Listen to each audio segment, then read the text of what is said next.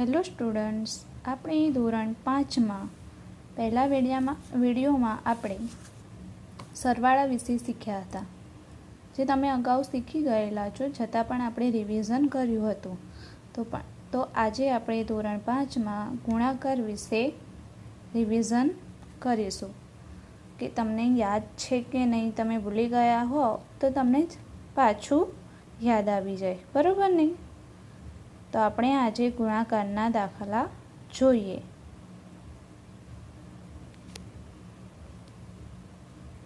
પહેલાં આપણે ઉપર 2 અંક અને નીચે 1 અંકના એક દાખલો જોઈશું. તેના આધારે હું તમને બીજા દાખલા આપીશ, એટલે ધ્યાનથી જોજો અને સમજજો કે કઈ રીતે ગણવાનો છે, બરાબર?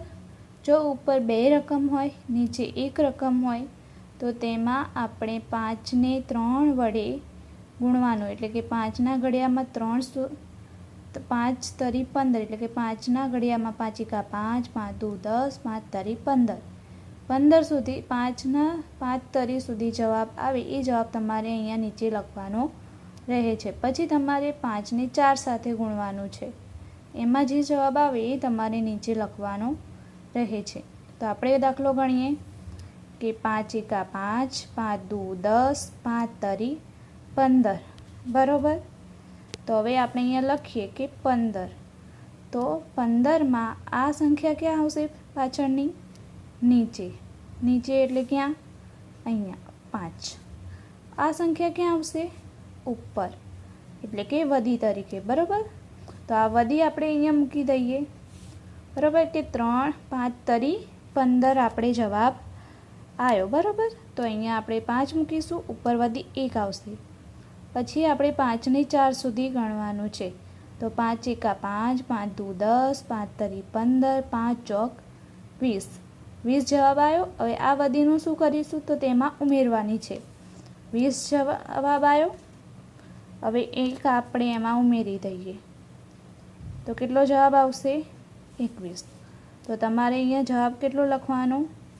21. તો જવાબ કેટલો આવ્યો? 215. પહેલાં શું કરવાનું? 5ને 3 વડે ગુણવાનું.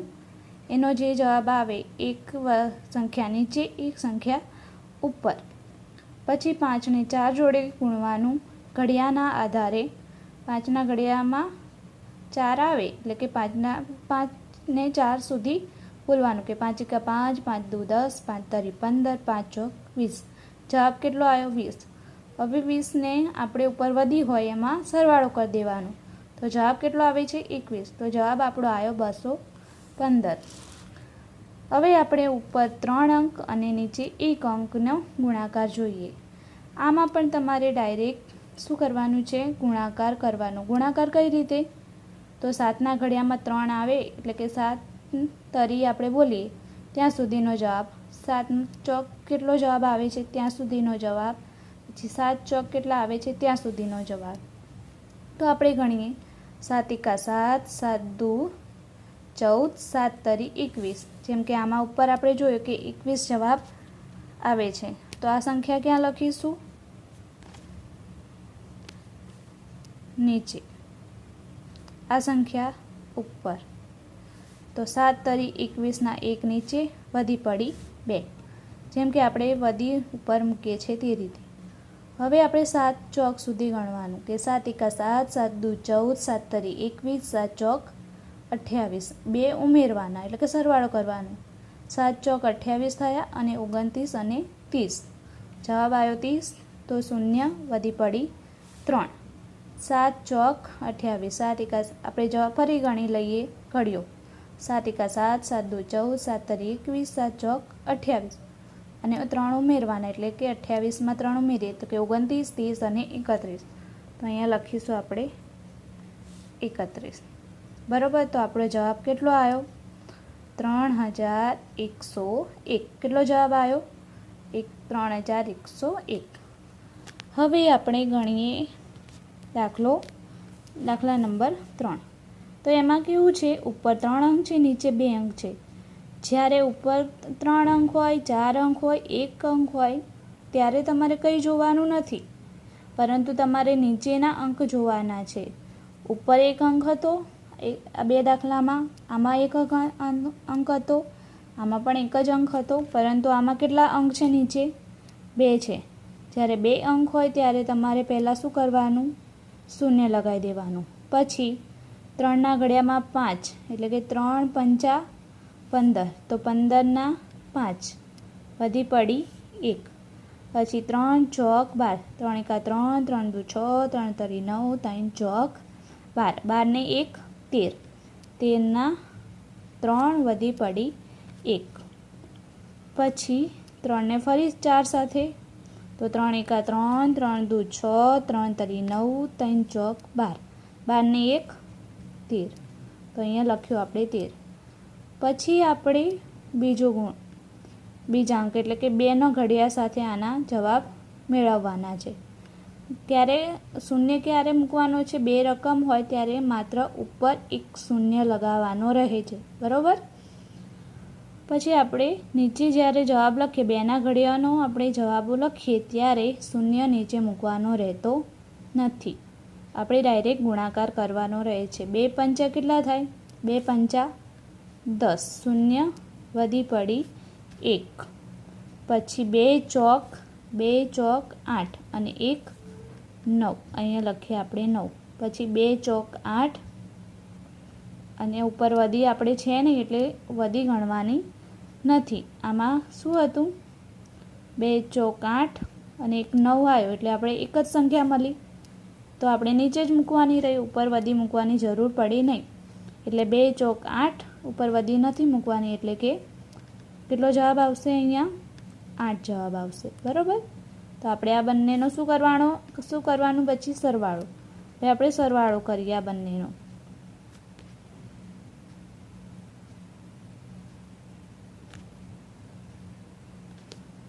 શૂન્ય તો શૂન્ય જ આવશે. 9 ને 5 કેટલા થાય? તો 9, 10, 11, 12, 13 અને 14. જવાબ કેટલો આવશે? 14. સરવાળા આપણે શીખ્યા તો 4 નીચે વધી પડી 1. પછી 8 અને 3, 8, 9, 10, 11, 11 ને 1 12, 12ના 2 વધી પડી 1. પછી 3 ને 1 4, અહીંયા 3ની ઉપર 1 વધી મૂકી છે તો 3 ને 1 4, તો અહીંયા જવાબ લખીશું 4. અહીંયા 1 જ છે, ઉપર વધી નથી એટલે જવાબ કેટલો આવ્યો? 1 જ. કુલ જવાબ કેટલો આવ્યો? 14,240. કેટલો જવાબ આવ્યો? 14,240.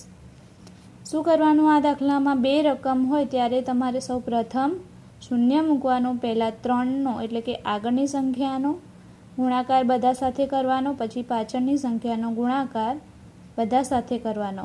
અહીંયા આગળની સંખ્યાનો ગુણાકાર પહેલાં લખવાનો, પાછળની સંખ્યાનો ગુણાકારનો જવાબ નીચે લખવાનો. પછી 2 જે સંખ્યા આવે એનો જવાબ તમારે નીચે લખવાનો રહે. નીચેનો જવાબ ગુણાકાર સાથે નહીં, પરંતુ કેની સાથે કરવાનો? સરવાળો કરવાનો, બરાબર. હવે આપણે જોઈએ દાખલા નંબર 4. તમે આમાં જોઈ શકો છો કે ઉપર પણ 3 સંખ્યા છે અને નીચે પણ 3 સંખ્યા જોઈ શકો છો. હવે આમાં શું કરશું? જ્યારે 1 અંક હતો ત્યારે 1 શૂન્ય નહોતા મૂકતા, નીચે 2 અંક હતા ત્યારે 1 શૂન્ય મૂકતા હતા. હવે 3 અંક છે તો હવે શૂન્ય કઈ રીતે મૂકીશું? જો 3 અંક હોય તો તમારે સૌ પ્રથમ નીચે 2 શૂન્ય મૂકી દેવાના, પછી એની નીચે 1 શૂન્ય મૂકી દેવાનું, કારણ કે ઉપર 3 અંક છે અને નીચે પણ 3 અંક છે. નીચેના 3 અંક આપણે જોવાના છે, તો આ સંખ્યાનો ગુણાકાર કરીએ તો આ 2ના શૂન્ય અહીંયા આવશે. પછી આનું તો થઈ ગયું, બરાબર. પછી 2 રહ્યા, તો 2 અંકમાં આપણે શું કરતા હતા? શૂન્ય 1 મૂકતા હતા, તો એ શૂન્ય તમારે ફરજિયાત નીચે મૂકી દેવાનું. પછી તમારે દાખલો ગણવાનો શરૂઆત કરવાની. પહેલાં 7ને 3 જોડે ગુણવાના, પછી શું કરવાનું? 3ને બધા જોડે ગુણવાના, પછી 2ને બધા જોડે ગણવાના. ક્યાંથી શરૂઆત કરવાની આપણે ગુણવાની? પહેલા અંકથી, આગળની સંખ્યાથી, પછી એની પાછળ, પછી એની પાછળ. તો પહેલાં આપણે 7નો ગુણાકાર કરીએ કે 7 49, તો 49 ગુણાકાર કઈ રીતે થાય? ઘડિયાના આધારે. તો 7 49, 49ના 9 વધી પડી 4, એની આગળ આપણે વધી મૂકીએ. 6 7 છંગ 42, કેટલા થાય? 7 × 7, 7 × 2 14, 7 × 21, 7 × 4 28, 7 × 5 35, 7 છંગ 42, કેટલા? 42 ને 4, 43 44 45 અને 46, 46ના 6 વધી પડી 4. પછી 7 તરી 21, 22 23 24 25, તો અહીંયા જવાબ મૂકીએ આપણે 25. પછી કયાનો ગુણાકાર કરવાનો? 3નો આ ત્રણેય સાથે. આ વધીને પછી તમારે ભૂલી જવાનું. હવે 3 સીતા 21, 21ના 1 વધી પડી 2, 3 છંગ 18, 19 અને 20, 20નો 0 વધી પડી 2. પછી 3 તરી 9, 10 અને 11, તો અહીંયા જવાબ મૂકીશું 11. ફરી જોઈએ. 3 સીતા 21, 21ના 1 વધી પડી 2, 3 છંગ 18, 19 અને 20, તો 20નો 0 વધી પડી 2, 3 તરી 9, 9 ને 2 11, તો જવાબ મૂક્યો આપણે 11. હવે છેલ્લી રકમ રહી. હવે આ વધી પણ ચેકી કાઢો. જો તમને વધી ગણવામાં ભૂલ થતી હોય ત્યારે તમે એક અંકની વધી મૂકો ત્યારે પછી ચેકી દેવાનું જ્યારે તમે દાખલા શીખો ત્યારે. પરંતુ પરીક્ષામાં તમે જ્યારે દાખલો ગણો ત્યારે ધ્યાન રાખવાનું કે વધી ચેકવાની નથી. આ તમને શીખવા માટે હું વધી ચેકું છું કે તમને ભૂલ ન પડે. પરંતુ પરીક્ષામાં જ્યારે તમે દાખલા ગણો, નોટબુકમાં દાખલા ગણો ત્યારે તમારે વધી ચેકવાની નથી. હવે આપણે છેલ્લી રકમના સાથે ગુણી લઈએ કે 2. હવે એક રકમ હોય છે ત્યારે આ 2 રકમ તો નીકળી ગઈ. હવે એક જ રકમ છે ત્યારે આપણે શૂન્ય નથી મૂકતા, એટલે ત્રીજા જવાબમાં આપણે જવાબમાં શું કરીએ? શૂન્ય નહીં મૂકીએ. હવે ગુણાકાર ડાયરેક્ટ કરવાનો રહેશે કે 2 સીતા 14, 14ના 4 વધી પડી 1, પછી 2 છંગ 12, 12 ને 1 13, 13ના 3 વધી પડી 1, 2 તરી 6 ને 1 7, અહીંયા 7 મૂક્યો. હવે આ ત્રણેયનો શું કરવાનો? સરવાળો. 0 0 4, તો 4 જ આવશે. 3 1 અને 3 કેટલા થાય? 4. ઉપર 0 છે એટલે એ ગણવાનું નથી. 3 ને 1 4, પછી 9 ને 7 કેટલા થાય? 16, કેટલા થાય? 16. આપણે ગણી લઈએ. 9 10 11 12 13 14 15 16 16 જવાબ આવે. બરાબર. આપણે ફરીથી એકવાર ગણીએ. 9 અને 7 કરવાના છે તો પહેલાં 9 લીટી કરી દઈએ. 1 2 3 4 5 6 7 8 9, અહીંયા 7 લીટી. 1 2 3 4 5 6 7, 7 લીટી કરી. 9 ને 7 કેટલા થાય? 1 2 3 1 2 3 4 5 6 7 8 9 10 11 12 13 14 15 16, જવાબ આવી ગયો 16. જેમને સરવાળો કરવામાં થોડી તકલીફ પડતી હોય તો તે આ રીતે લીટીઓ કરીને સરવાળો કરી શકે છે. જો તમને આવડતું હોય તો આ લીટીઓ કરવાની જરૂર નથી, પરંતુ ન ફાવે તો તમે આ રીતે લીટી કરીને રફ કામ કરીને જવાબ મેળવી શકો. તો 6 આવ્યા, 16 આવ્યા, 16ના 6 વધી પડી 1, 6 ને 1 7, 7 ને 1 6 ને 1 7 થયા. આપણે વધી ગણીશું એટલે 8, પછી 5 ને 1 6, 2 ના 2. તમને એમ થતું હશે કે આપણે ડાયરેક્ટ જવાબ લખ્યો, અહીંયા કેમ જગ્યા છોડી? કારણ કે આ 3 રકમના હતા તેની વધી આવે તો તમે ક્યાં મૂકો? એટલા માટે આ એક ખાનું છોડી દેવાનું, કારણ કે સરવાળાની વધી જે આવે તમારે અહીંયા લખવાની રહે છે.